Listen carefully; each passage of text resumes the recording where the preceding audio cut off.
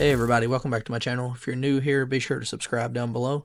Today I'm going to be showing you how a scammer will alter your bank transactions to kind of make it look like they sent you some money by mistake to get you to send them money or buy a Google Play card or Apple Tune, something like that, so they can get the money back from you. This usually stems from like a fake email getting spoofed to you saying that you've paid, to renew your McAfee antivirus subscription, or you've made a PayPal payment of $400, whatever it may be. It's some kind of way to trick you to get them to call, or to get you to call them so they can log into your computer, usually using like AnyDesk or any kind of virtual Teams thing like that, or Zoom or Microsoft Teams. So go ahead and jump in here. I have two bank simulators opened up to kind of demonstrate this for you guys. Yeah, you can see I have the Bank of America mobile banking app, and then I also have one put up. It's Harmony. Harmony Bank. So I'll be using these just for demonstration to show you guys how things kind of get altered. So go ahead and click like we're logging in. Right. So when you call these guys that are running scams, they're going to ask you to like log into your bank. They want to see if you have a transaction, and they'll say, yeah, we're going to refund you the money. And then they'll act like they made a mistake and sent you, $1,300 instead of $300. So what they'll normally do is once they're connected to your PC, they'll either alter this transaction account, they'll send themselves money through like Zelle, or they will even go in and change your password on your account so that they have access later to go in and pretty much wipe your account out. So we're going to start here. This Hello Robin, obviously this is not me, but this, like I said, this is a demo account. This is a mobile, and then we have a traditional desktop that I'll show you on as well. But it's pretty simple what they do. So normally they'll black out the person's screen, the victim, so that they can't see what's going on behind the scenes for a few seconds. And they'll use what's called the web developer tools. So if I right click on this and I'll do inspect, web developer tools are going to open up here, and you're going to see that this number here, the 214613, is the same as this number here. So what they'll do is they'll alter this like if it was a transaction, and they'll put another in there, and I'll just say 12,146. So if you watch here, when I hit enter, this is going to change to $12,146.13. So I'm going to hit enter. See that that is now changed. So you would think, wow, they've given me all this money. I can see it. I know that it's real. But in reality, they've just went in here and altered what you can see on your screen. This works for basically any website that has a display number, like car websites, like Car Salesman, that kind of thing too. Like you can alter numbers on there.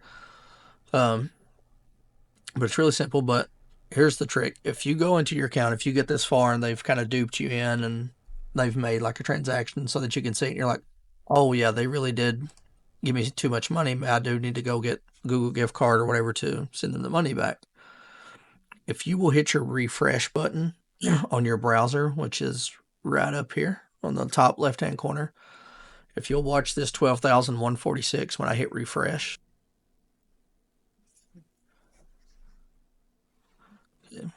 Again, breaks me up.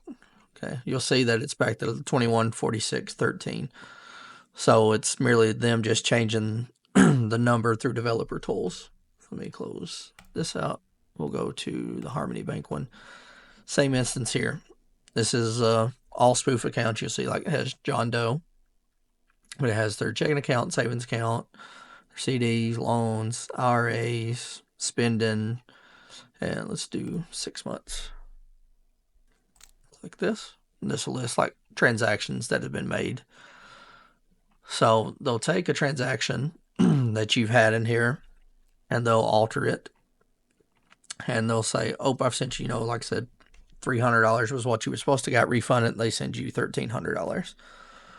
So they'll do the same thing. They'll go in here, they'll right click, inspect. This is all while your screen is blacked out, or you've had to get away from the computer for a minute to do something. They want to do it while you can't see it, so otherwise they'd get caught doing what they're doing. You'll see this 4727 is what you see here, 4727. So all I have to do is alter this, make it 147. I can also take that minus off so that it looks like a positive, so like they were giving you money. and then I'll hit enter on that. You'll see 147.27. I can also alter this here.